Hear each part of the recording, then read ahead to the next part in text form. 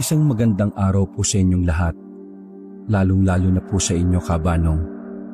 Itago niyo na lang ako sa pangalang Toto.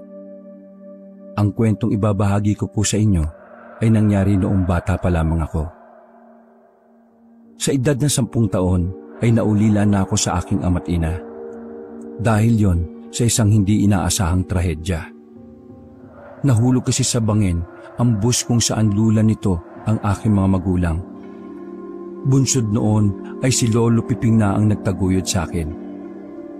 Mula sa isang maliit na kubo sa tabing ilog ay nagpatuloy ang aming pamumuhay. Apo, kumising ka na dyan at may pasok ka pa sa eskwela. Diyos ko naman tong batang to. Anong oras na kasi natulog kagabi? Ayan tuloy, ang hirap mong gisingin. Anong oras na po ba, Lo? Ang aga-aga pa naman po eh. Pupungas-pungas akong tumugon sa kanya, sabay dumiretso sa kusina para maghilamos sa batalan. Anong oras na? Di ba dadalhin mo pa sa talipapa yung mga halamang gamot ng isang pasyente ko ron? Siguradong nag-aantay na yun sa'yo. Kaya agahan mong kumilos dyan, bata ka, bilisan mo. Si Lolo naman talaga oh. Bakit ako pa po yung inutusan nyo? Bakit hindi na lang po kayo yung magdala niya sa kanila? Abay, hindi nga pwede at marami rin akong gagawin ngayon. Maglalaba pa ako ng mga damit natin sa ilog. Tapos maya-maya lang dadagsa ng mga pasyente ko rito. Sige na, kumilos ka na dyan. Talagang malilinti ka sa aking bata ka. Opo, Lo. Susunod na nga po eh.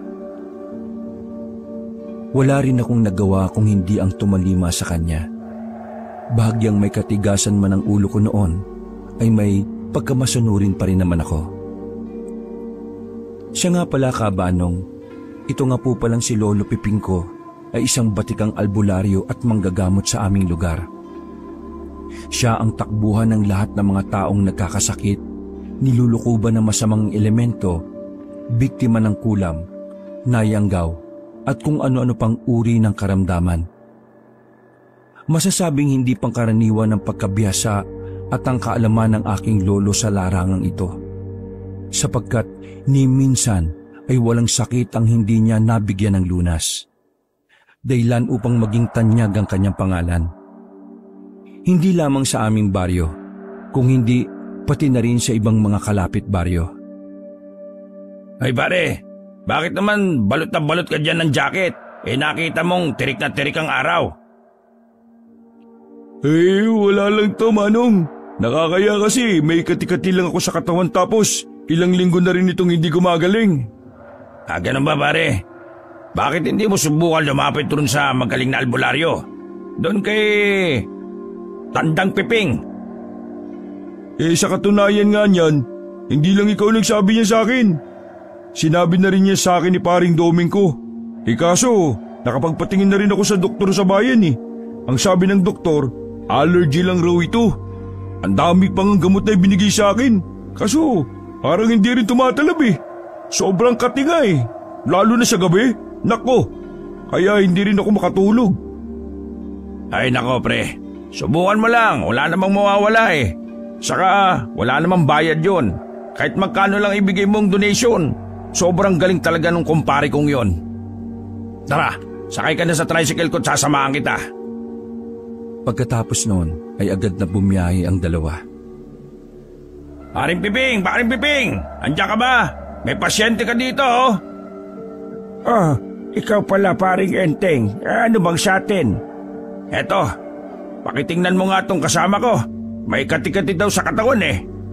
Magandang araw po, Manong. Magbabakasakali lang po sana ako dito sa inyo. Baka po pwedeng magpatingin sa inyo.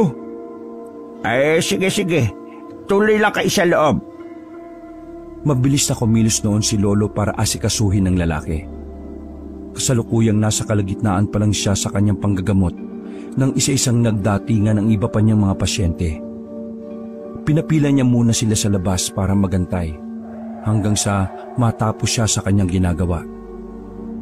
Sa kanyang pag-usal ng dasal at pagpahid ng langis sa katawan ng lalaki ay namamangha na lamang ito sa kanya. Hindi rin kasi ito makapaniwala sa bilis ng epekto ng pamamaraan ni Lolo. Sapagkat ang kaninang mamula-mula at kating-kating niyang balat ay unti-unti nang bumabalik sa pagiging normal. Hanggang sa hindi niya namamalayan na nagsimula na rin magtayuan ng kanyang mga balahibo sa kanyang katawan.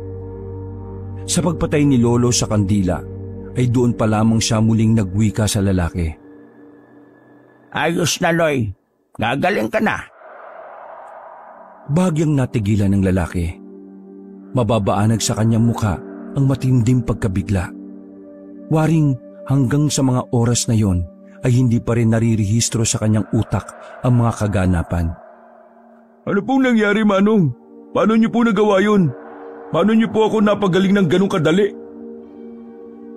Sunod-sunod at nagtatakang tanong pa nito kay Lolo. Wala lang, Noy. Kinausap ko lang yung gumagambala sa'yo. Buti't madali naman siyang kausap. Gumagambala po? May nasagi po ba ako? Oo, Noy. Ayan, no. Tingnan mo sa kandila. Di ba, ilog yung umaagos na yan. Tapos, ikaw itong lalaking nakatayo. Pinagbababato mo pa yung tubig. Ayan tuloy, natamaan mo yung bantay ng ilog. Hala, naalala ko nga po yun. Tama nga. Pumunta nga kami ng mga pinsan ko dun sa ilog. Tapos, pinagbabato ko yung mga talangka sa tubig. Pero, sobrang tagal na nun ah. Tsaka paano niyo po nalaman yun? Napatango na lamang si Lolo at hindi na muna nagsalita. Samantalang ang kaninang pananaw ng lalaki ay bigla na lamang nabago matapos ang sandaling gamutan. Dahil kanina lamang ay mas naniniwala pa siya sa doktor kumpara sa mga albularyo. Naparoon lamang siya para sana magbakasakali. Ang isa pa ay niwala man lang siyang sinabi kay Lolo tungkol sa bagay na yon. Pero labis na lamang siyang nagulantang nang si Lolo pa mismo ang nagpaalala ng mga bagay na ginawa niya noon sa ilog. Malinaw sa kanyang balintataw ang mga pangyayaring yon. Sige na, Noy.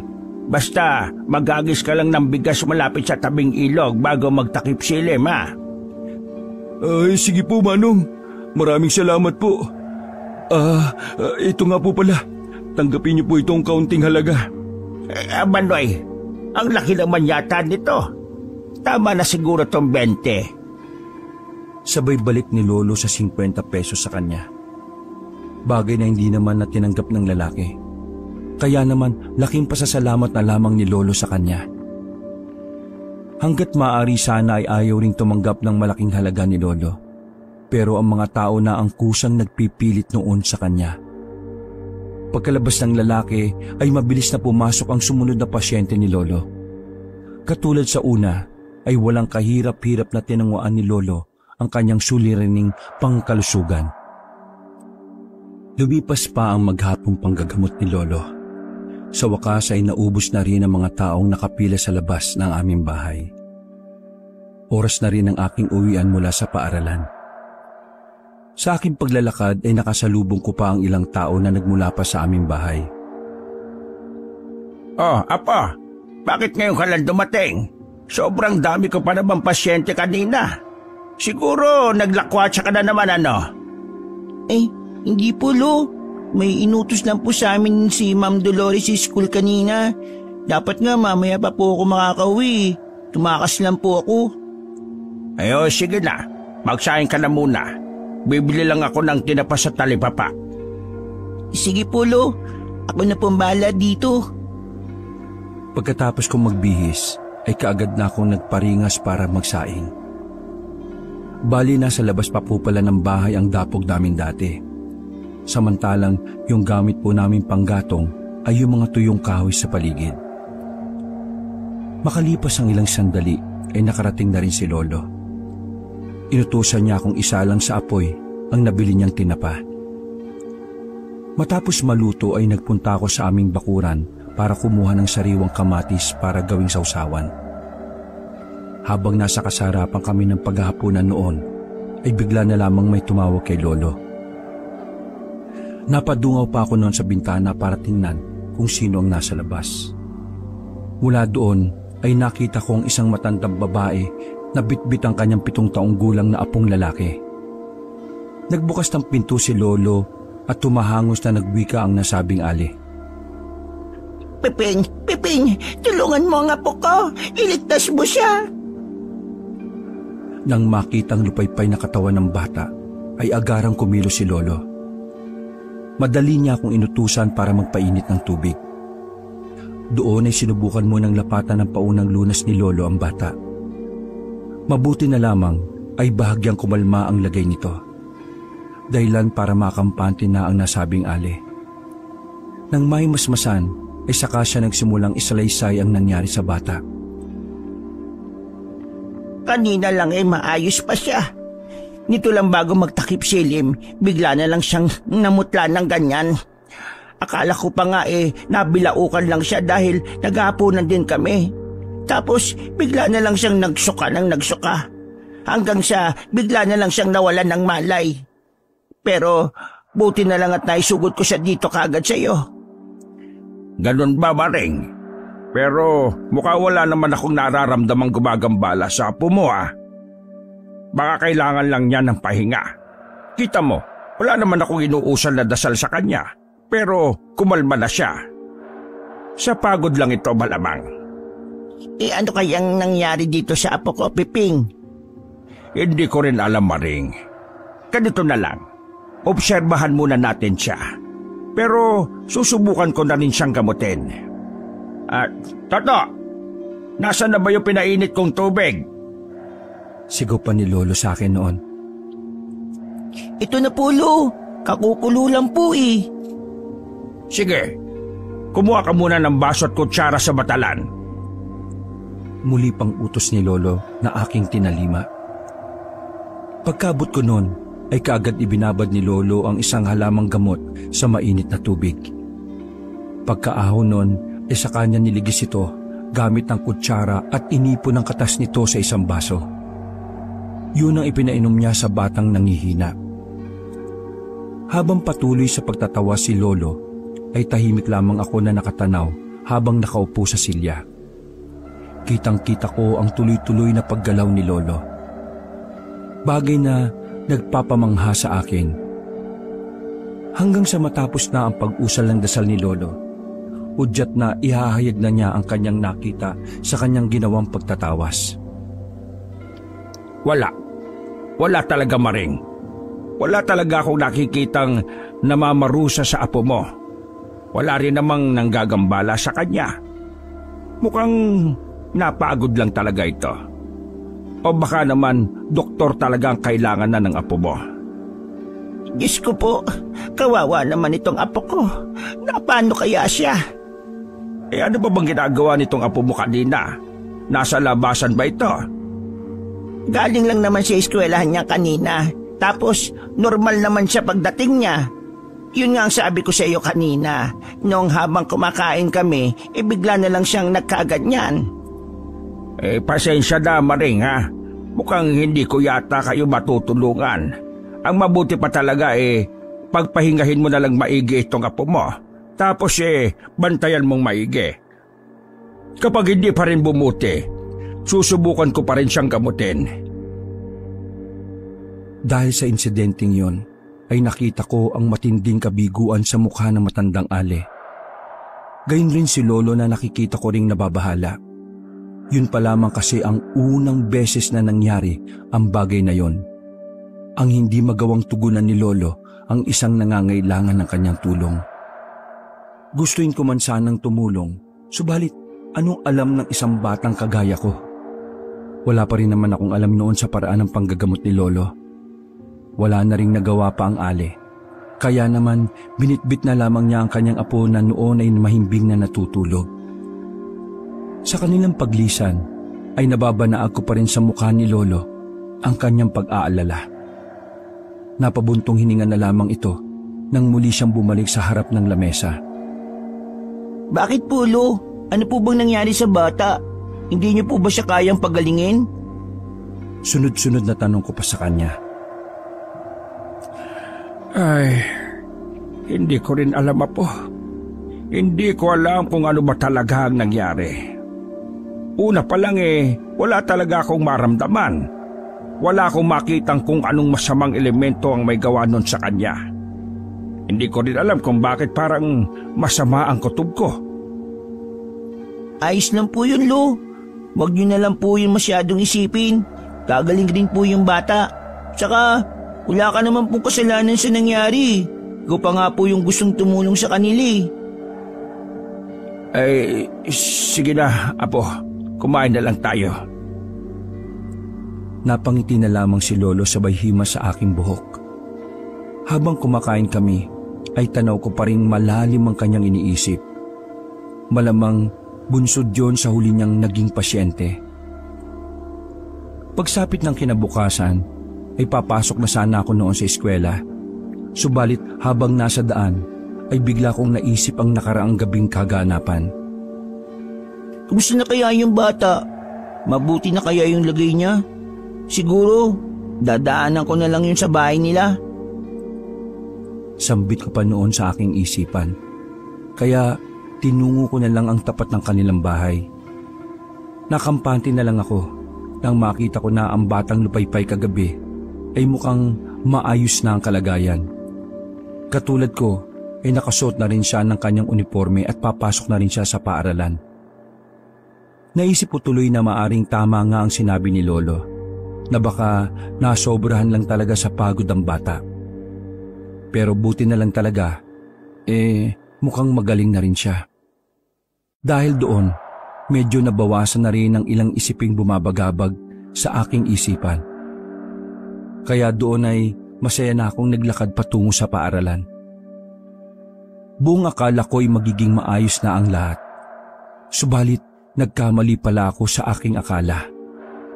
Sapagkat ang kaganapan noong nagdaang gabi ay ang siyang magbabago pala sa takbo ng aming buhay. Sapagkat sa hindi ko malamang dahilan ay kung bakit bigla na lamang nagalit sa amin ang aming guro sa unang klase na si Madam Rosario. Kamusta ang tulog natin, Toto? Masungit na tanong nito sa akin. Ako po ba yun, ma'am? Bakit? Sino pa bang Toto dito sa silid na ito? Saan ba ako nakatingin? Di ba sa'yo? Dahil sa galit na tinig ng aking guro, labis ang aking naging pagkabigla. Wala akong kamalay-malay sa bagay na kanyang ipinagpupuyo sa galit. Sa halip ay pilit ko munang kinalma ang sarili ko bago ko tumugon sa kanya. Maayos naman po, ma'am. May nagawa po ba akong mali? May nahong kong tugon sa kanya na sinubukan ko pang umiti. Bagay na mas lalo niya pang ikinagalit sa akin. Ba't pangiti-ngiti ka pang hudas ka? May pagkaburumbado ka pala talagang bata ka. Manang-mana ka pala sa lolo mo. Parehas kayong masama ang ugali. Palibasa peking albularyo yung lolo mo. Bakit po? Ano po bang ginawa ko sa inyo? Ano po bang kasalanan sa inyo ni Lolo? Takot at halos maiyak na ako noong mga oras na yun habang nagtatanong sa aking guro. Hindi ba pinagtabo yan ng lolo mo yung nagpagamot kagabi? Ano naman kung pagod na siya? Ano naman kung kumakain kayo? Masasabi niyo ba kung kailan makakasakit ang mga tao? Na dapat sa araw lang sila magkakasakit? Na dapat sa araw lang sila pumunta sa inyo? Pero, ma'am... Hindi pa man ako nakakapagsalita ay pinutulan ni Ma'am Rosario ang aking sasabihin. Sa halip na hayaan niya muna ako magpaliwanag, ay patuloy lamang siya sa kanyang pagtatalak. Huwag mo nga ako mapero-pero. Magdadaylang ka pa? Tapos palalabasin mo kung sinungaling? Dahil sa mas matindi pang salitang binitiwan ng aming guro, ay nangangatal na ako noon sa matinding takot at pagkakapahiya. Hindi ko na alam ang gagawin ko ng mga oras na yung kabanong. Yun bang parang gusto ko na lang nalamunin ako ng buo ng lupa. Ni hindi ko man lang magawang sabihin ang tunay na mga kaganapan dahil magiging taliwas yun sa mga salita ng aming guro. Bagay na nagbigay sa akin ng isipin na tsak na mas lalo pa siyang manggagalaiti sa matinding galit sa akin. Samantalang Nagpatuloy pa rin si Ma'am Rosario sa kanyang paglilibak sa buong pagkatao namin ni Lolo.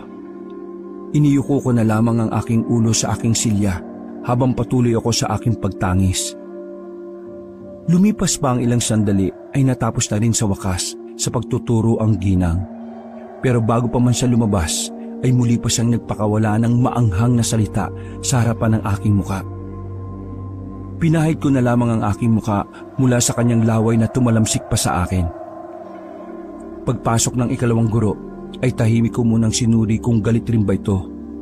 Ngunit matapos kong mapagtantong mukhang wala naman siyang alam sa galit ni Ma'am Rosario, ay doon pa lamang ako medyo nakampante.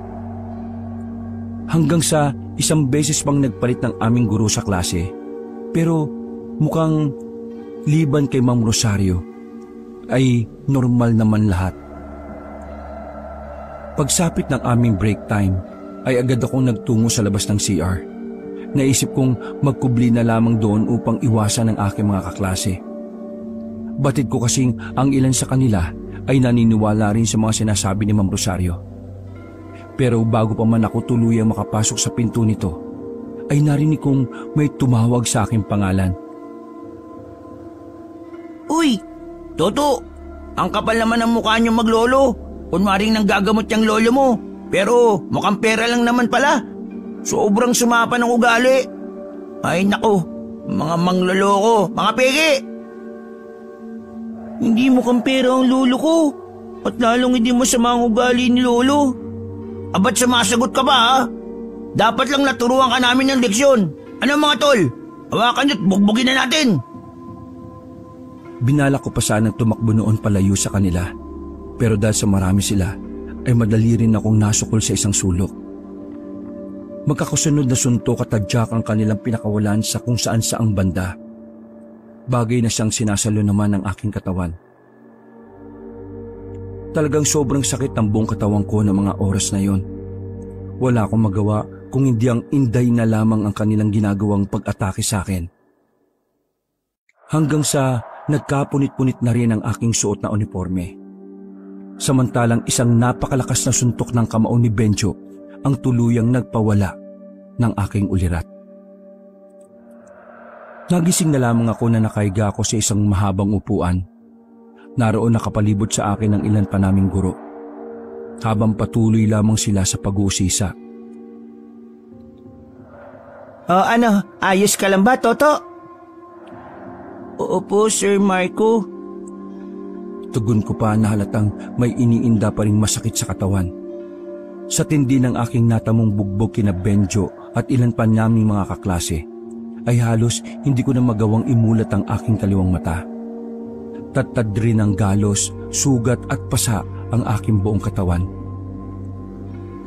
Samantalang ang suot kong uniforme naman ay halos magkandagula-gulanit sa matinding pagkasira. Pinainom muna ako ng tubig ng isa sa aming guro na si Sir Marco at saka muli siyang nagtanong sa akin. Ano, Toto? Ayos ka na ba? Opo, sir. Ayos na po ako. Ano ba nangyari? Sino bang may gawa niya sa iyo? Hindi muna ako sumagot. Salip ay bagya muna akong nag-isip.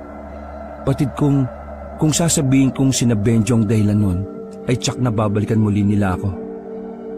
Malamang na mas matinding parusa pa ang aabutin ko sa kanila pag nagkataon. Bunsod noon ay minabuti ko na lang na sarilihin ang lahat. Hiniling ko na lang sa aking isipan na sana'y pagkatapos ng insidenteng yon ay lubayanan nila ako ng tuluyan. Nang biglang magsalita ang isa pa naming guro. Ay sus! Dapat lang yan sa'yo, Toto. Karma lang yan dahil sa ginawa ng lolo nyo kagabi. Biruin nyo ba namang pinagtabuyan daw nila yung matandang may dalang bata na nag-aagaw buhay? Ay talaga, ma'am. Nako, grabe naman pala yung maglolo na yan. Ang sasama pala ng ugali. Di ba yun yung matandang albularyo? Yung nakatira sa tabing ilog? Oo, sir, yun nga. Kunwari albularyo pa raw kuno. Peki-peki naman pala. Mga manluloko. Kunwari nanggagamot pero nanggagancho lang pala. Nagpatuloy pa sa pagbubulungan ng ilang kong guro na naroon. Kung ano-ano pang masasakit na salita ang kanilang pinagsasabi nila sa amin ni Lolo. dahilan para muli na naman akong mapahagulgol ng iyak. Alam ko rin na kahit ano pa ang sabihin kong paliwanag ay hindi rin sila maniniwala. Samantalang may ilang guro pa rin naman ang nanatiling tahimik lamang. Mas pinili nila ang hindi na lamang magbigay ng komento base sa nasabing pagbibintang. Sa mga oras na yon ay hindi ko na hinintay pa ang susunod naming klase. Dagli akong kumaripas para tumakas sa paaralang yon. Pagkarating ko sa aming baryo ay natanaw ko kaagad ang matalim na pagtingin na ipinupukol ng mga kabaryo namin sa akin. Hindi ko na sila kailangan pang marinig sapagkat sapat na ang kanilang mga pagkilos upang aking mabatid ang kanilang mga saloobin. Saloobing walang matibay na batayan maliban sa maling balita. Nasa labas pa lamang ako ng bakuran ay tanaw kong onti lamang ang pila sa labas ng aming bahay. Samantalang magtatanghali pa lamang ng mga oras na yon, bagay na hindi pa nangyari noon. Apo, anong nangyari sa'yo? Ayos ka lang ba? Natatarantang wika sa akin ni Lolo. Pinilit munang kumalma ni Lolo saka iniwan ng kanyang pasyente upang asikasuhin ako. Mabilis siyang kumuha ng mga halamang gamot sa loob ng aming bakuran. Pagkabalik niya ay agad niya akong nilapatan ng samut-saring halamang gamot para sa sugat at galo sa aking katawan. Habang ginagawa ni Lolo yon, ay ramdam ko ang kanyang pangangatal. Labis-labis ang kanyang pagkabahala mula sa aking kalunos-lunos na sinapit. Ganun pa man ay alam kong pilit lamang na nilalakasan ni Lolo ang kanyang loob para gamutin ako. Sigurado rin ako na nakarating na rin sa kanya ang kumalat na maling balita. Hanggang sa hindi ko na napigilan pa ang aking sarili. Bigla na lamang akong napahagulgol at napayakap kay Lolo. Wala namang salitang namutawi sa kanyang bibig. Wari, pilit niyang pinipigilan ng magsalita upang hindi rin siya mapaluha. Walang humpay ang pag-agos ng mga luha mula sa aking mga mata. Sa ganoong sitwasyon ay nakatingin lamang sa akin ang kasalukuyang pasyente ni Lolo. Samantalang nasa labas pa rin naghihintay ang iba pang natitirang pasyenteng naniniwala pa rin naman kay Lolo. Matapos kong maiyak ay bagyang nabawasan ang kirot na aking dinaramdam. Tumayo ko mula sa aking kinalalagyan at saka dumiretso na ako sa kwarto para magpahinga.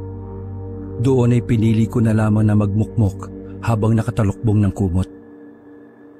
Hindi ko namamalayan na nilamon na pala ako ng antok.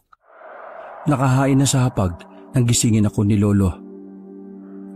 Apo, Toto, gumising ka na dyan. Kumain na muna tayo. Napangiti pa si Lolo habang inaanyayahan ako. Sige po, Lo. Susunod na po ako. Maghilamos lang po ako sandali. Malungkot na tugon ko sa kanya at nagsimula na ako magtungo sa kubeta. Habang nasa harapan kami ng mesa, ay parehas lamang kaming walang imik ni Lolo. Batid namin ang naging pagbabago sa pagtingin at pananaw ng mga tao sa amin matapos ang nasabing insidente nitong nagdaang gabi. Kahit anong pilit kong hanapan ng sagot ang mga kumalat na paratang ay hindi ko talaga magawa. Dahil hindi naman talaga nagalit si Lolo sa maglola na yon. Hindi rin naman niya pinalayas ang dalawa. Sa katunayan ay sinubukan niya pang gawin ng lahat para tulungan sila. Samantala ring maayos naman silang lumisan sa aming bahay. Subalit, bakit ganun pa ang naging kaganapan? Sobrang taliwas ito mula sa isang katotohanan. Kumusta ang pakiramdam mo, Apo? Ayos na po ako, Lo.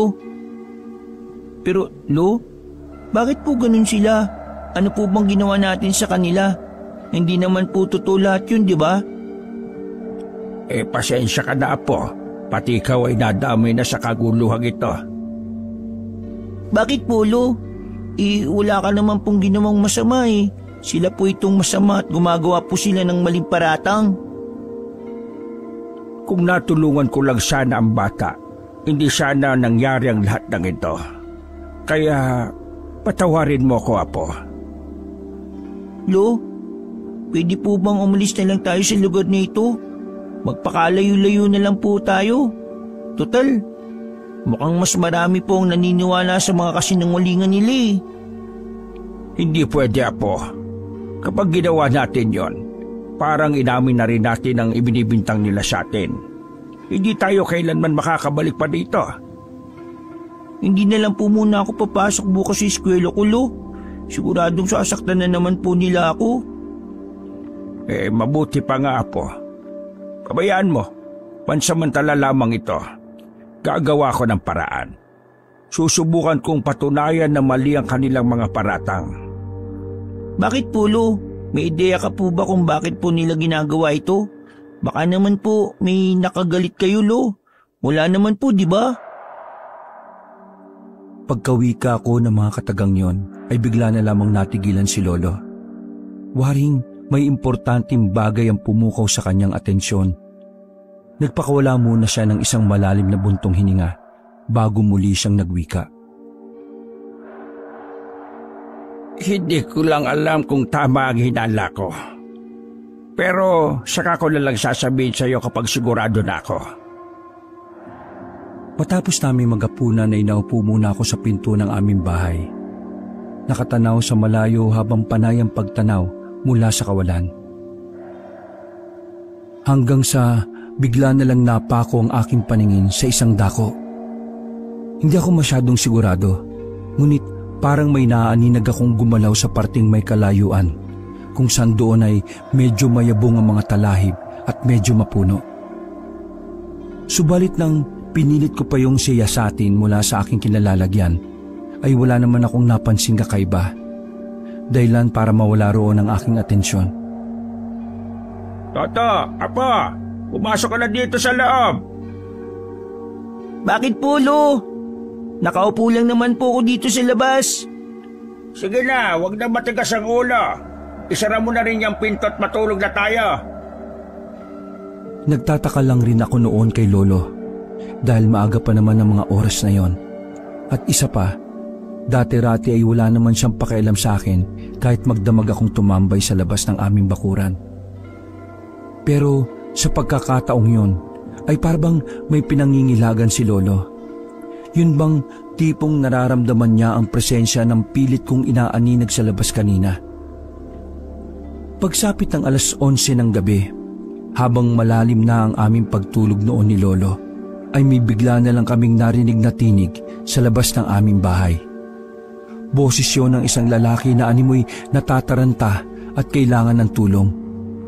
Dahilan para mapadungo kami ni Lolo sa bintana ng maliit na kwarto. Mula sa labas ay nakita namin ang isang aligagang si Kuya Nestor na dali-dali namang tinatawag ang atensyon ni Lolo matapos siyang mapansin na nakadungaw kami sa bintana. Halos magkandara pa si Lolo para salubungin ang nasabing lalaki. Oh, Nestor, bakit? Ano bang problema? Bakit ka natataranta? Mang Piping, tulungan niyo po ang asawa ko. Namimilipit po siya sa sobrang sakit. Hindi ko na po alam ang gagawin eh.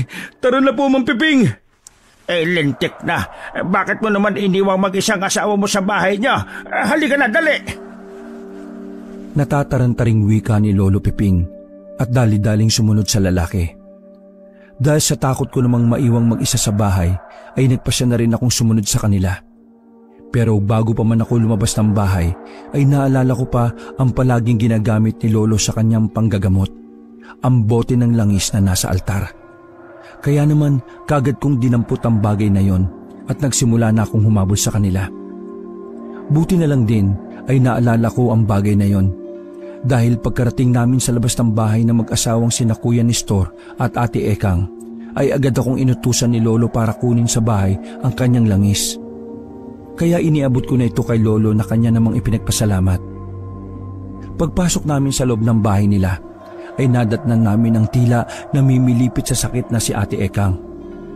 Panay-panay lamang ang pag-ikas at pagsapo nito sa kanyang tiyan. Waring hindi na nito malaman kung anong gagawin dahil sa matinding sakit na dinaramdam. Base sa mga nadatnan naming eksena, ay wala nang sinayang na mga oras pa si Lolo. Dagli siyang nagpakuha ng ilang bagay na kakailanganin niya sa kanyang panggagamot. Buti na lamang at pangkaraniwang mga halimaw at kandila lamang ang kailangan niya. Kaya ganun kadali na rin siyang nakapanimula sa kanyang gagawin. Matapos ang paglalaan ng ilang inusal na dasal, pagpapahid ng langis at halamang gamot, ay nagawa rin niyang mapakalma ang ginang. Doon naman ay nagsimula na siya sa kanyang pagtatawas. Ayon kay Lolo na isa raw mataas na antas ng aswang ang namiminsala sa ginang. Hindi lang daw ito basta supog na aswang, kung hindi isang inkantador na aswang. Aminado rin si Lolo na mahihirapan siyang makipagtunggali sa nasabing nilalang. Bagay na kung sakaling magkamali man siya ng isang beses, ay siguradong isa sa kanilang dalawa ng ginang ang maaring agad na mamatay. Maaga pa lang ay agad nang nabatid ni Lolo na hindi ang babaeng buntis ang pake ng nilalang na ito, kung hindi siya mismo. May malalim itong dahilan para gawin ang bagay na yon. Yun ay ang wasakin ang buong pagkatao ni Lolo. Walang kaalam-alam si Lolo na isa lamang itong patibong ng nasabing nilalang. Sa halip ay nagpatuloy lamang ito sa kanyang ginagawa. Napapikit na lamang ang kanyang mga mata habang mataimtim na umusal ng dasal, hanggang sa umihip ang malakas na hangin.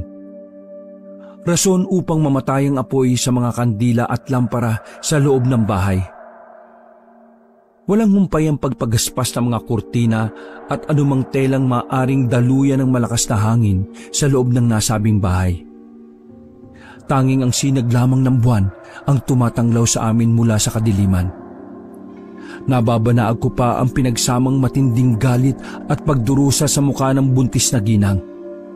Ang kanyang mga mata ay mas lalo pang naging matalas at naging purong itim ang kanyang balintataw. Waring pilit itong kumakawala sa espiritual na gapos na ipinataw sa kanya ni Lolo sa kanyang buong katawan. Gusto ko na talagang tumakbo ng mga oras na yon, subalit nilulukob na talaga ako noon ng matinding takot. Samantalang nakita ko pa si Kuya Nestor na nagdarasal na lamang habang nakapikit sa isang sulok. Nakita ko naman ang matinding determinasyon at pagpupursige sa mga mukha ni Lolo. Waring kahit anong mangyari ay hindi siya magpapadaig sa halimaw na nasa kanyang harapan. Pilit niya itong nilalabanan sa pamamagitan ng pakikipagpalitan ng matataas na antas ng orasyon. Hanggang sa bigla na lamang kumalma ang buong kapaligiran.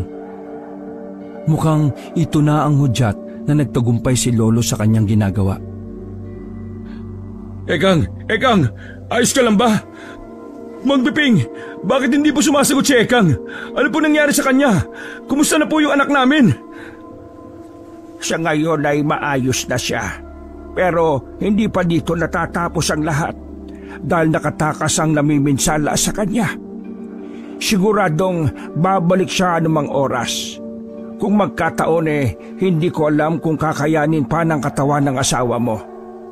Ano pong ibig niyong sabihin, Mang Piping? Hindi pa po tuluyang magaling ang asawa ko. Paano na po ang anak namin? Ano po ang kailangan natin gawin? Iligtas niyo po ang mag-ina ko. Sunod-sunod at natatarantang tugon pa ng Ginoo kay Lolo. Muli kong nakita ang matinding pagkabigo at kalungkutan sa mukha ni Lolo. Batid kong ginawa niya na talaga ang lahat ng kanyang makakaya. Subalit nagawa pa rin siyang takasan ng nasabing nilalang. Kaya siguradong anumang oras ay muling babalik ang tagapaminsala sa katawan ng ginang. Na kung magkagayon man, ay siguradong magtutos muli si Lolo at ang nasabing aswang. Bagay na siguradong makakasama sa katawan ng babae at ng sanggol na nasa kanyang sinapupunan. Dahil ang mismong katawan ng ginang ang magsisilbing lugar ng tunggalian ng dalawang nilalang na magsasagupaan. Bago pa man kami umalis, ay nagsagawa muna ng ritual si Lolo para hindi muling makapasok ang dagapaminsala ng ginang. Bagay na pansamantala lamang. Mas mainam na yon kaysa walang gagawing paraan si Lolo. Matapos yun ay muli nang nagbilin si Lolo sa lalaki. Nabantayan daw nitong maigi ang kanyang asawa. Tawagin lang daw kaagad si Lolo kapag may problema. Sa buong gabi daw ay hindi muna sila magagambala ng aswang na yon dahil sa ginawa ni Lolo. Bukas na bukas daw ay susubukan niyang tingnan muli ang ginang. Habang naglalakad ay napatanong pa ako kay Lolo. Lo, malakas po ba yung kalaban nyo kanina? Oo, Apo. Hindi siya pangkaraniwan. Matataas ang antas ng dasal na ginamit niya kanina. Sinubukan ko rin siyang hulihin, pero nagagawa niyang basagin ang mga inuusal ko laban sa kanya. Nagpatuloy pa sa pagkukwento sa akin si Lolo habang kami ay naglalakad. Hanggang sa pagdating namin sa bahay ay mas marami pa akong natuklasan. Ang kaninang kalaban niya ay isa palang pinuno ng angkan ng mga aswang. Pilit daw itong naghihiganti matapos siyang mapatay sa harapang labanan ang isang kauri nito ilang araw pa lang ang nakakaraan. Sinubukan daw nitong salakayin ng aming bahay dahil sa nagiging tangka na raw si Lolo sa kanilang pag-iral sa aming lugar. Ngunit hindi nito alam na matagal nang handa si Lolo sa mga ganong magiging kaganapan. Kaya katulad ng inaasahan ay madali lamang itong nasawata ni Lolo mula sa kanyang pakay. Dahilan upang masukat nila ang antas ng kakayahan ni Lolo sa larangan ng pakikipaglaban sa mga kauri nila. Kaya sa ngayon daw ay sumusubok sila ng mas ligtas na pamamaraan upang pabagsakin si Lolo. Yun ay ang paggamit ng mga normal na tao. Yun daw ang kanyang magiging kahinaan. Unti-unti nilang sisirain ang tiwala ng mga tao na nakapalibot sa amin hanggang sa tuluyan nila kaming mapaalis. Kung magkaroon man ay mas magiging malaya sila sa kanilang gagawin. Mga pagsalakay sa aming lugar. Naisip ko rin tuloy na baka konektado rin sa mga aswang ang guru ko noon na si Ma'am Rosario. Dahil isa rin siya sa nagpapakalat ng kwento tungkol sa amin ni Lolo. Sa kabila ng lahat ay nangako rin si Lolo na gagawin niya ang lahat ng kanyang makakaya para mapigilan sila. Toto, patayin mo na yung ilaw at matulog na ulit tayo. Lo, ano pong gagawin natin pag may aswang? Nag-aalalang tanong ko pa noon kay Lolo. Aswang? Hindi naman basta makakapasok ang aswang dito sa loob ng bahay, Apo. Protektado tayo ng mga pangontra at dasal kontra sa mga ganyang nilalang. Kaya, huwag ka na mag-alala, Apo. Sige na, matulog ka na. Dahil sa mga sinabi niyo ni Lolo, ay medyo nakampante na ako ng bahagya. Kaya ilang sandali pa, ay muli na akong nakabalik sa kaninang naudlot na pagtulog. Wala kaming kaalam-alam ni Lolo noon na doon na pala magsisimula ang ginawang plano ng aswang na yon.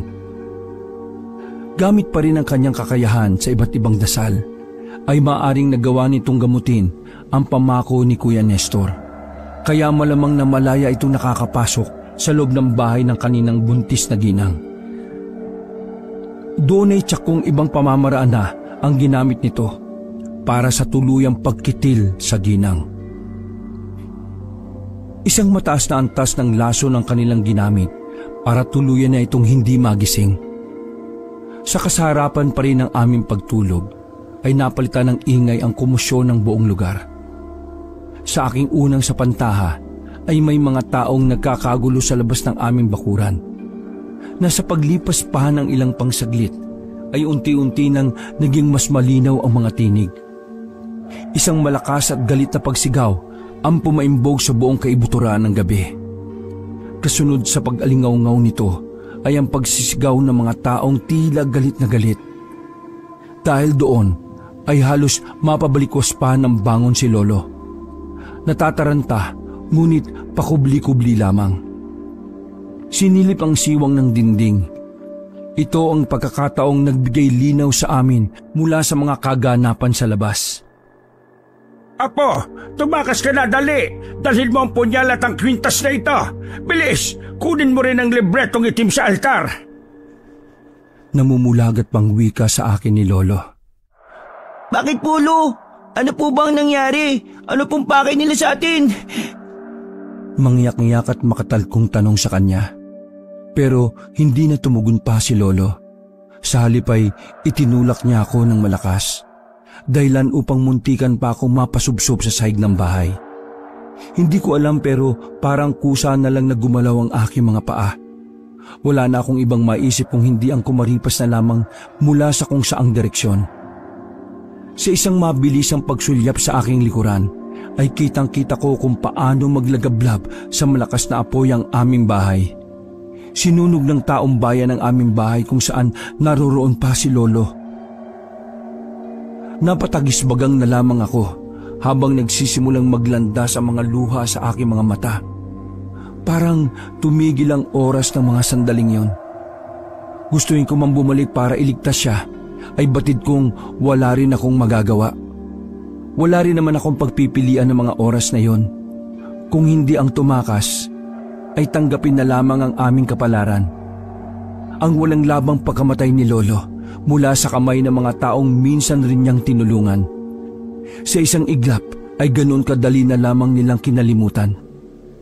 Sa aking patuloy na pagtakbo ay ang patuloy pang pag-agos ng aking mga luha. Hindi ko matanggap ang lahat hanggang sa hindi ko namamalayan kung saan na nga ba ako napadpad. Basta, ang masisiguro ko lang ay sobrang malayo na ako sa aming baryo.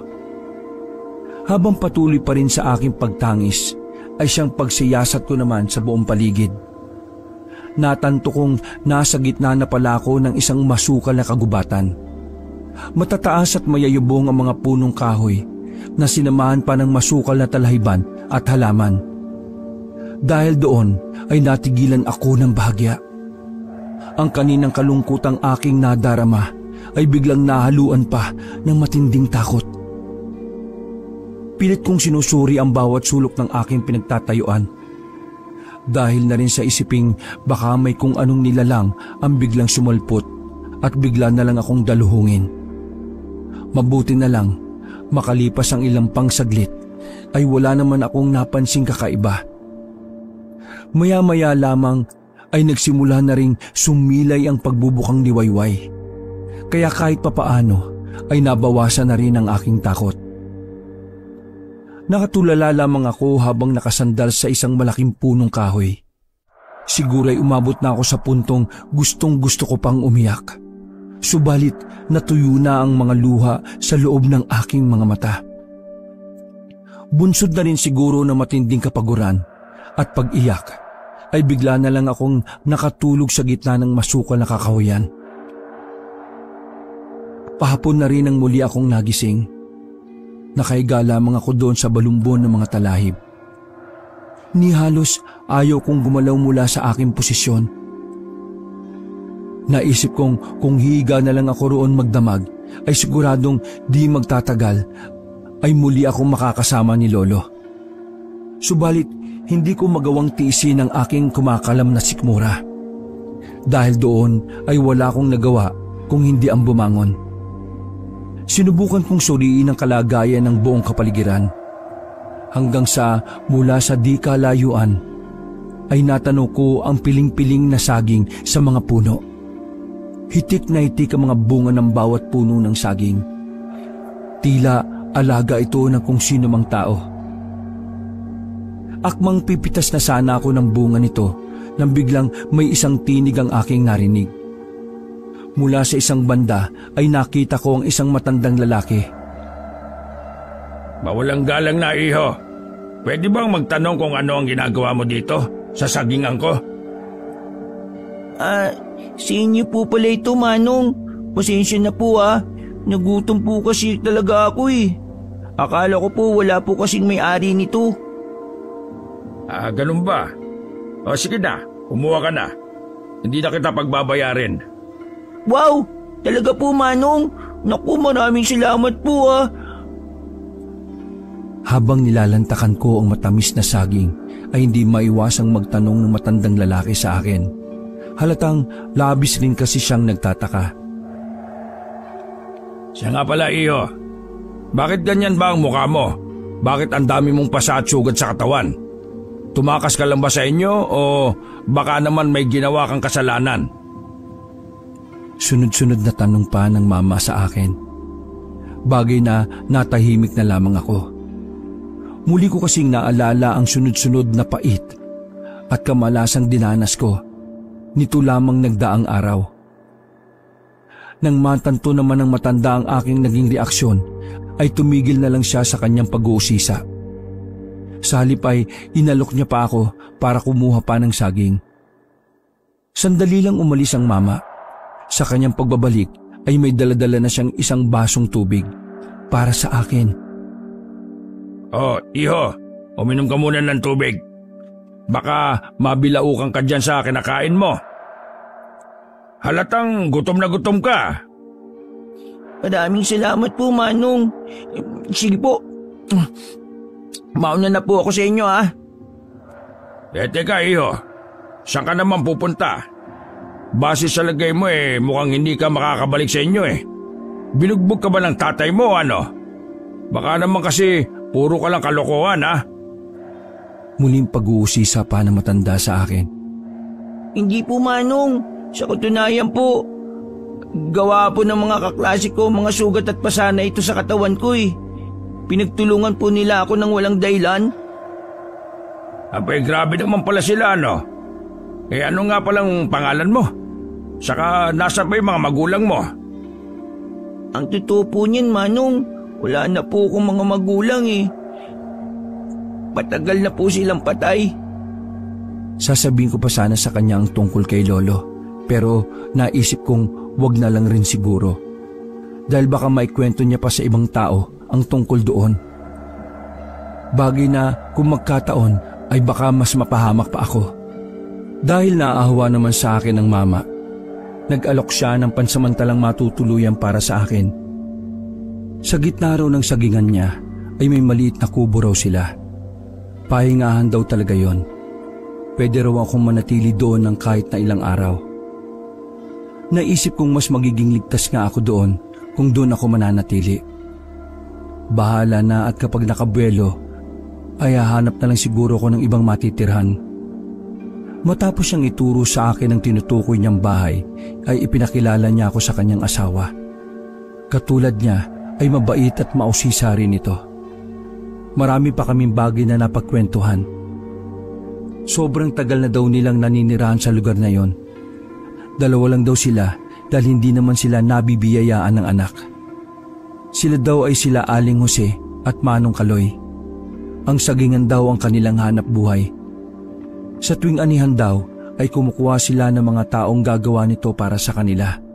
Kaya hindi naman daw ganon kahirap ang mga gawain nila. Marami rin daw silang alagang hayop na nagkalat sa palibot ng kanilang sagingan. Ipinaghanda rin nila ako ng panghapunan at pinahiram ng mga lumang damit. Sa pagsapit ng gabi, ay umuwi ng 2 matandang mag-asawa sa kanilang bahay. Buti na lang din at sadyang mabait ang mag-asawa. Dahil bukod sa pagbibigay ng pagkain at matutulugan, ay pinahiram rin nila ako noon ng isang digaserang lampara. Habang nakaupo sa maliit na papag, ay inilabas ko ang mga bagay na ibinigay sa akin ni Lolo bago pa man kami magkawalay. Alam kong yun ang mga mahalagang kagamitan niya sa kanyang pagiging albularyo. Nakita ko rin dating madalas niyang binabasa ang libretang yon kapag wala siyang ginagawa. Ngunit sa tuwing hahawakan ko ang mga bagay na yon, ay muling nanunumbalik sa akin ang mga alaala ni Lolo. Hanggang sa hindi ko rin namamalayan na nagsisimula na pala akong umiyak. Kaya mas minabuti ko na lang na itago na lang ang bagay na yon. Lumipas pa ang mga araw at medyo nakakaahon na rin ako sa matinding pagluluksa. Dahil sa mabait rin naman ang may-ari ng sagingan, ay pinili ko pang manatili muna roon. Pinilit pa nila akong kumbinsihin upang magbalik sa pag-aaral. Subalit mas pinili ko ang manatili na lamang sa poder nila. Para sa akin ay mas magiging ligtas ako kung mananatili lamang akong nakatago sa lugar na yon, malayo sa mga tao na maaaring manakit muli sa akin. Tumutulong-tulong na lang ako sa kanila sa mga gawain sa lugar na yon. Kahit papaano ay nag-aabot rin sila ng kaunting halaga sa akin. Hindi ko na lang rin namamalayan ng oras at ilang taon na rin pala ang nakalipas. Bukas na rin ang aking 17 taong kaarawan. Oh, bukas na pala ang kaarawan mo, Toto, no? Kaya nga po, Manong Mukhang mapapalaban pa tayo sa tagayan yan. Aba, siyempre naman. Magkakatay pa tayo ng manok at itik para sa pulutan. Bibili rin tayo ng isda sa talipapa. Wow, talaga po Manong. Naku, maraming salamat po ah. Basta sabi mo, sagot mo yung alak natin ha. Ay, sige po Manong. Ako na po ang bahala ron bukas. Yan ka na naman Toto eh. Puro ka naman akong bahala. Eh yung nililigawan mo ron sa talipapa, kayo na ba? Hindi ko naman po nililigawan yan Manong eh. Suki lang po ako noon. Anong suki-suki? Baka suki ka mo sa pag-ibig. Kinabukasan nga ay maaga kaming nagtungo ni Manong sa talipapa para bumili ng isdang pang-ihaw. Hindi ko pa man sabihin ay alam na ni Manong kung saan ko gustong bumili. Kaya naman nang naroon na kami ay bigla siyang nagsalita. Toto, akala ko sabi mo iimbitahan mo siya sa birthday mo mamaya. Malakas na tinig pa ni Manong na tila pinaparinig sa magandang tindera ng isda na si Rosa. Hala, wala naman po akong sinabing ganun Manong eh. Si Manong talaga oh. Ay sus, sabihin mo na kasi. Ikaw naman ay iyaya ka pa kasi. Gusto mo ba? Ako na lang ang magsabi. Ay ano ba kasi yun, Toto? Bakit ba hindi mo pa kasi sabihin dito sa pinsan kong si Rosa? Patorpe-torpe ka pa dyan kasi. Eh ikaw lang naman itong iniintay na magsalita nitong pinsang ko eh. Uy, naku Jenny Huwag mo nga akong madamay-damay dyan. Huwag mo akong mabiro-biro dyan at pagod ako, no? Ay nako, galit-galitan ka pa dyan.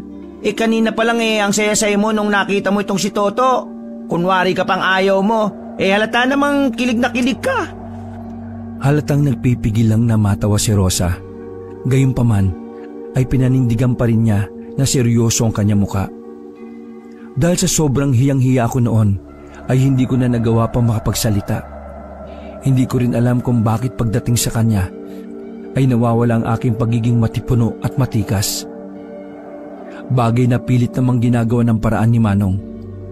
Siya na ang kumausap sa dalawang babae. Sa hindi ko mawaring dahilan ay nagawa silang mapapayag. Nang malaman ko yon, ay talagang labis akong natuwa. Wari bang sasabog na ang aking dibdib sa bilis ng pagkabog nito? Dahil doon ay halos hindi na mawaglit ang ngiti sa aking mga labi. Mula sa talipapa hanggang makauwi na kami, ay parang lutang pa rin ang aking isipan. Aba Josie, tingnan mo nga tong alaga natin dito. Parang nabaliw na yata. Kunwari pa kaninang ayaw magsalita. Pero nung pumayag yung dalaga ni ayaw nang tumigil sa kakangiti.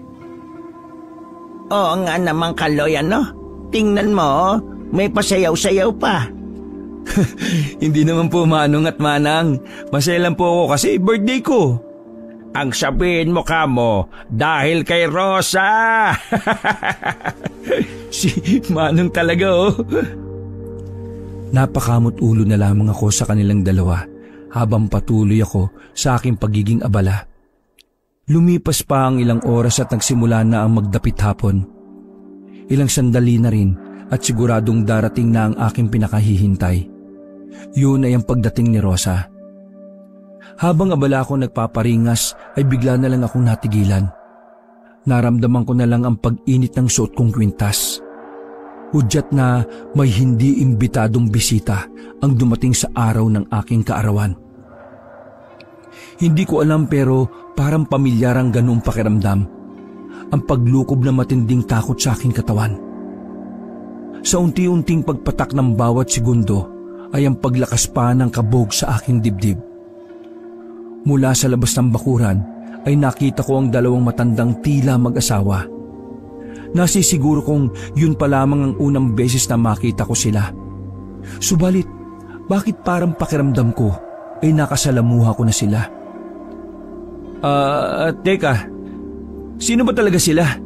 Bakit parang matagal ko na silang kilala? Hanggang sa namulagat na lang bigla ang aking mga mata. Dahil sa unti-unti pa nilang paglapit, ay mas nagiging malinaw na sa akin ang kanilang pagkakakilanlan. Nasa normal na anyo lamang sila.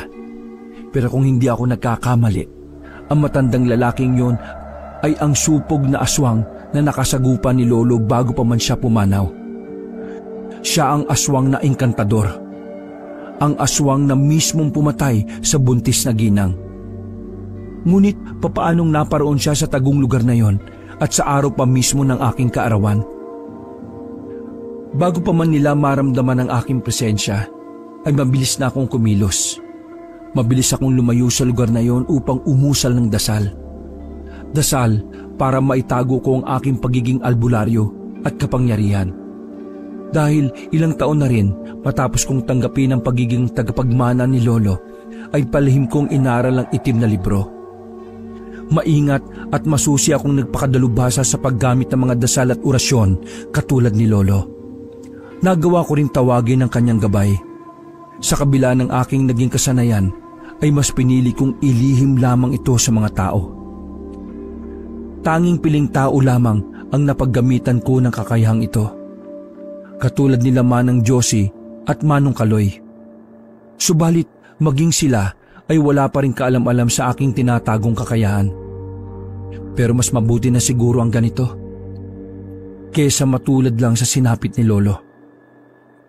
Sana naman hindi nila naramdaman ang presensya ko kanina bago pa man sila dumating. Sana walang sino man sa amin ang mapahamak. Saka ano bang ginagawa nila dito?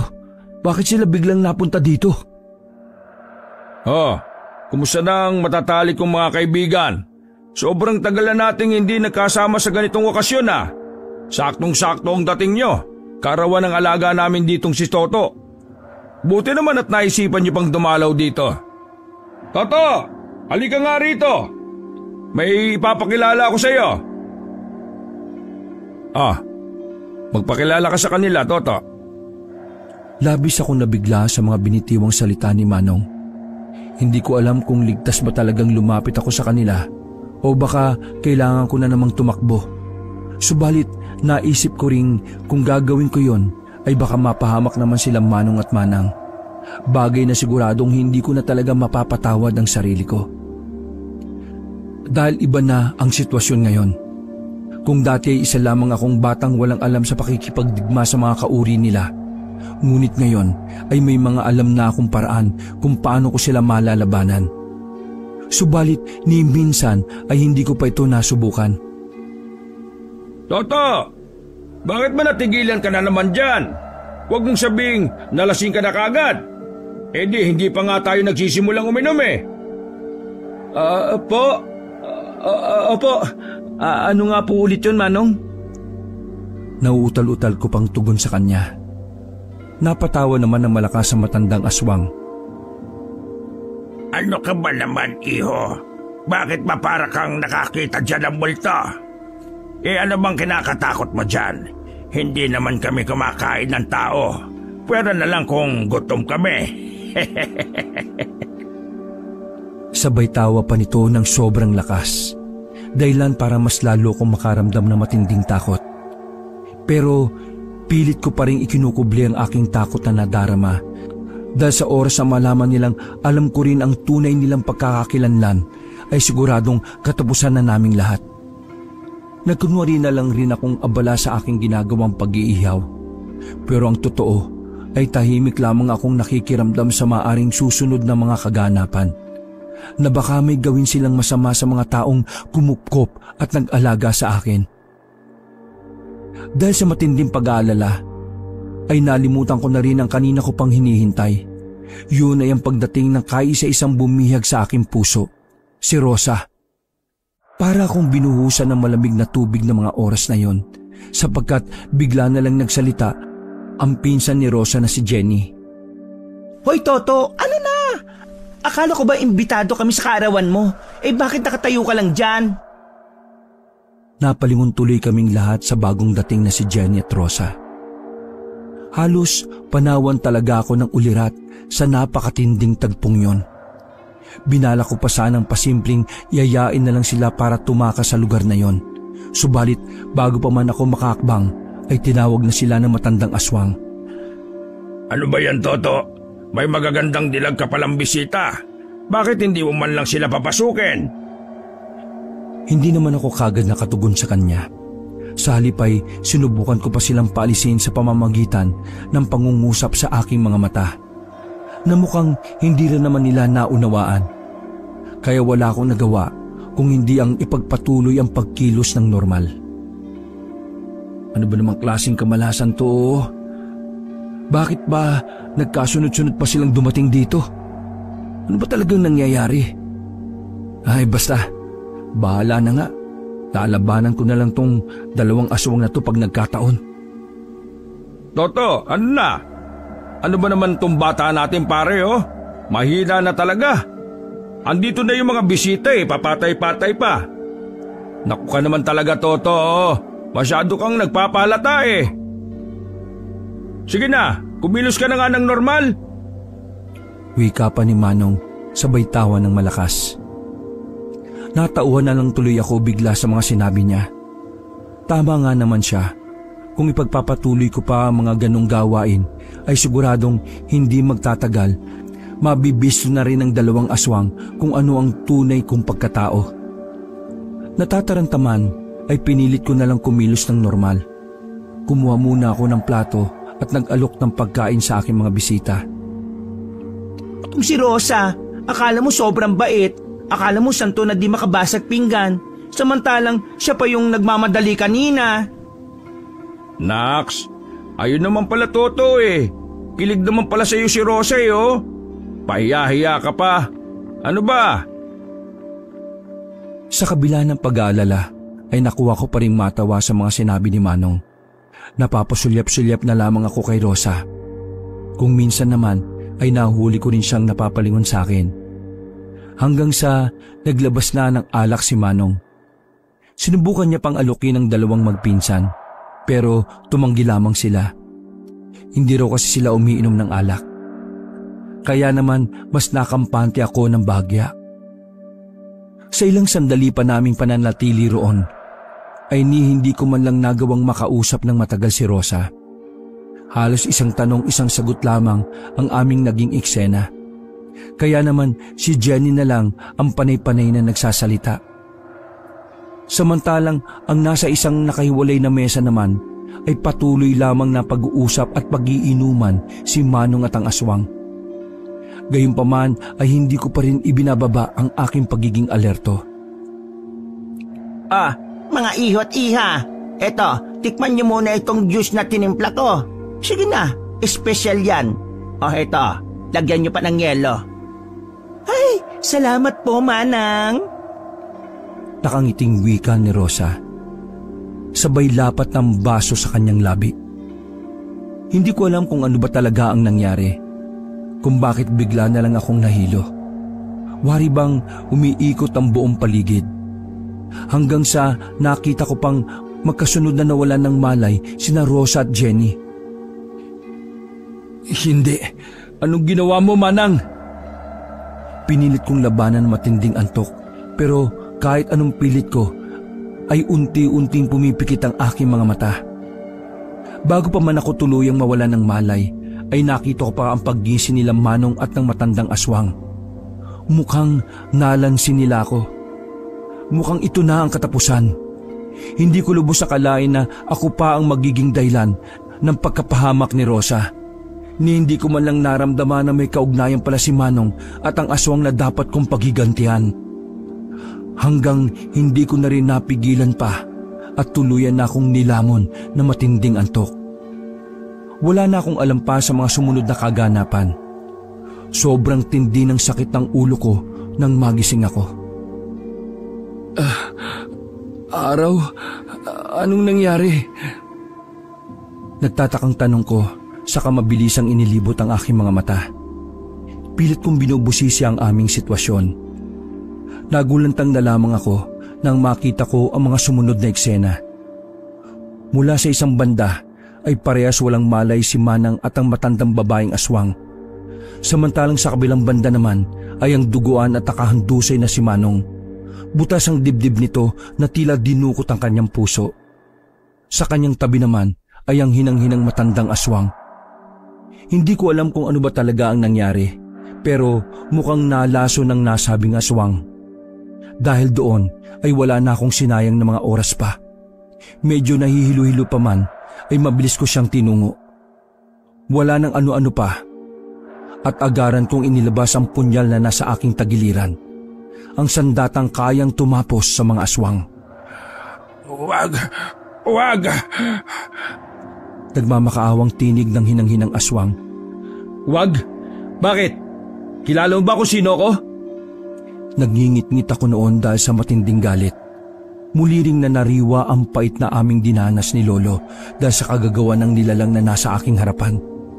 Nangangatal ang aking buong katawan dahil sa matinding panggigigil na tapusin siya. Hanggang sa nagsimula na rin maglandas ang aking mga luha. Lolo Piping, may pagiganti na rin kita. Bakit, bata? Sino ka ba? Ano ba ang kasalanan ko sa'yo? Ako lang naman ang apo ng albularyong pinatay mo. Patagal ko nang hinintay ang pagkakataong ito. Alam mo bang dahil sa'yo, kaya sinanay kong maigi ang sarili ko dahil gustong-gusto na kitang mapatay para makapaggiganti. Hindi ko rin alam na sa ganitong kadaling paraan lang pala kita magagapi. Tingnan mo naman talaga ang swerte, ano? Parang awa mo na, bata. Ayaw ko pang mamatay. Patawarin mo ako. Ayaw ko pang... Hindi ko na nagawa pang patapusin man lang siya sa kanyang pagsasalita. Walang pagdadalawang isip kong itinarak ang punyal sa kanyang puso. Dahilan ng kanyang agarang pagkamatay. Napahagulgol na lamang ako sa matinding pag-iyak. Pakiramdam ko na kahit papaano ay nakamit na namin ni Lolo ang hustisya. Sa wakas ay nagawa ko na ang aking pinakamimiti. Walang kahirap-hirap kong napatay ang nilalang na yon. Pansamantala ko pang nilasapang aking tagumpay. Pero sa mga sandaling yon ay isang palaisipan pa rin sa akin ang katauhan nila Manong at Manang. Kung bakit makakilala pala sila ng supog na aswang na yon. Kung bakit waring nagkasagupa sila matapos kaming mawala ng malay. Maraming tanong ang dumapo sa aking isipan. Kung tama ang hinuha ko, marahil ay manglalaso ng mag-asawang sila Manong at Manang. Marahil din na sa kanila rin ang galing ang mga lason na ginamit ng aswang na yon matapos siyang lasunin ng dating buntis na ginang. Pero magkagayon pa man, ay hindi ko man lamang ito naramdaman kahit na minsan. Hindi rin naman nila ito ipinaramdam sa akin. Para sa akin, ay mabubuting tao sila. Tinanggap nila ako at kinupkup ng walang pag-aalinlangan lalo pa sa oras ng aking pangangailangan. Wala na akong pakialam pa sa kanilang mga nakaraan. Ngunit katulad ng mapait na sinapit ni Lolo Piping, ay tuluyan na rin silang namaalam. Bago pa man magkamalay sina Rosa at Jenny, ay pinahid ko muna ang aking luha. Mabilis akong kumilos para linisin ang 4 na bangkay na nagkalat sa paligid. Isa-isa ko silang ibinaon sa lupa. Kaya pagsapit ng umaga at tuluyan ng nagising ang dalawa, ay wala na silang nakitang anumang ebidensya. Malinis na rin ang buong paligid. Subalit, gayon na lamang ang kanilang pagtataka kung bakit nga ba sila nawalan ng malay. Pero ang mabuti ay mukhang ayos lang naman sila. Siguro ay ginamitan lamang kami ng pampatulog ni Manang para mapaniwala ang 2 aswang na kaanib pa rin sila. Kaya doon ay humanap sila ng magandang tiyempo para lasunin sila. Ngunit sa kasamaang palad ay mukhang nagawa pang makapanlaban ang mga aswang bago pa man sila tuluyang tinalaban ng lason sa kanilang sistema. Nang mapansin rin ng 2 magpinsan na umaga na pala, ay dali-dali na sila na umuwi. Ni hindi na rin nila nagawa pa ang magpaalam sa akin dahil sa labis na pagkataranta. Dahil na rin sa insidenteng yon, ay pinagpatuloy ko na lang ang nasimulan nila Manong at Manang. Mag-isa kong itinaguyod ang aking sarili mula sa nasabing lupain. Hanggang sa nagpatuloy pa rin ang aming naging pagmamabutihan ni Rosa. Naging nobya ko siya hanggang sa naging isang mabuting may bahay. Bunsod na rin noon sa sinapit namin ni Lolo, ay pinili ko na lamang na ibaon sa limot ang pagiging batang albularyo. Wakas. Isang magandang araw po sa inyong lahat.